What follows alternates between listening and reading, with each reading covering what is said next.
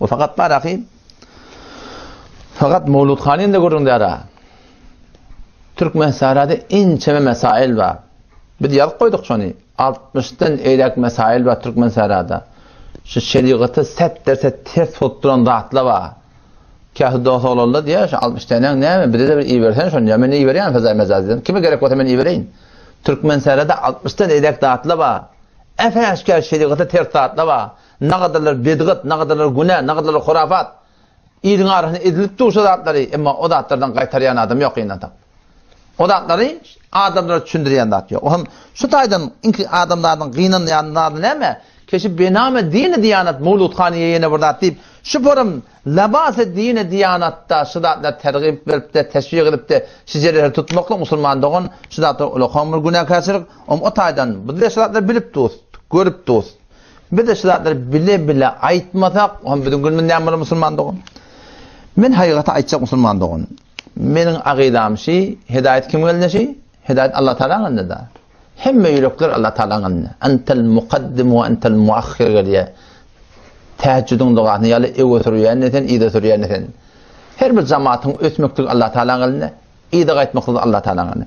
Men aqidam şey ki hem hidayet Allah Teala'nın ve men serfen encam vazifetçi. Qalan qaltır Allah Teala'nın öz boyununu diyen yalaq.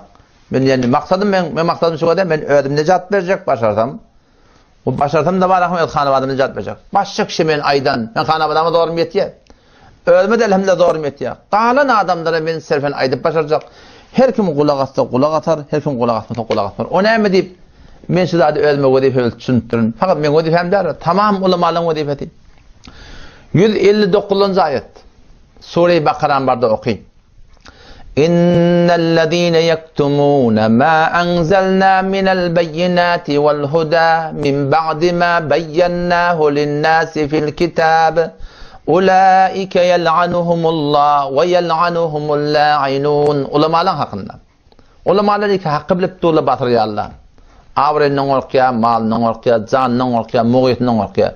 Allah Teala şöyle ulamalar hakkında ayettir.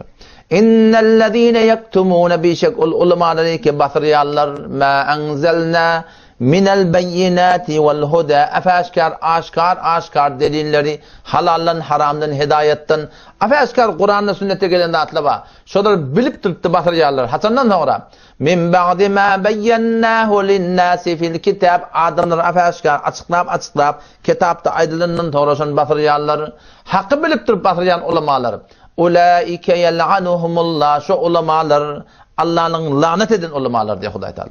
Ve yel'anuhumul la'inun ansızının lanet eden ulamalar şöyle diyor. Otum şu daydan şu ayet bir ulamalar şunu düşündürüyor ki ahuna ten namazından peyda yok, ten aradandan peyda yok, ten zikrinden peyda yok, ten Kur'an okumandan peyda yok, ten Kur'an'ın vermenden peyda yok. Vakti ki hakikati bilip durup durduğunda şeriatta ters haram-ı mendestatları günahlar epeşkar amedip dururlar. Tenne malından, canından, buğyetinden korkup da sizlerden aytmadan Huday Teala'nın Kur'an'ı bir de şunu ayt ya keteden okuyan namazının peyda yok.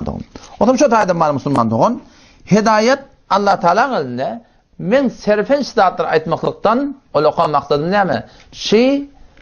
Öz vazifemi caman kabalından beni hep aslında encam vermektir. Qalını qalıptır her kim qavarsa var axim şoňa ýene men ýydyma adam çocuk köp benim Müslümanlığın adam